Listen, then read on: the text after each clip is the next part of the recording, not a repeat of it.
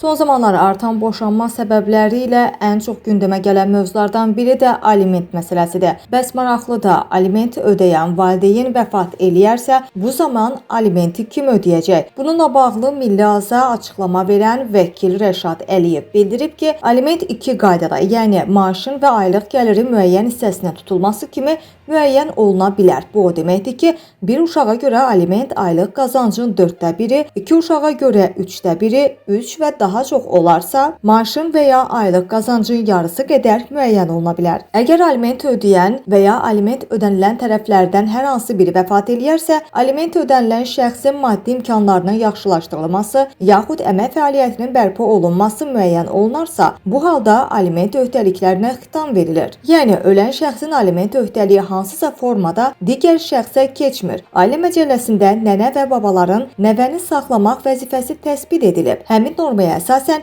yardıma ehtiyacı olan yetkinlik yaşına çatmayan nəvələr öz valideynlərindən maddi yardım ala bilmədikdə zəruri vasitəyə malik baba və nənədən məhkəmə qaydasında aliment almaq hüququna malikdirlər. Vəkil onu da qeyd edib ki, qanunvericilikdə valideynlərdən aliment ala bilməyən uşaqların nənə babadan aliment tələb eləmək hüququ müəyyən olunub. Həmçinin nəvələrin də baba və nənə saxlamaq hüququ var. Bu halda nənə və baba da iddia qaldıra bilər.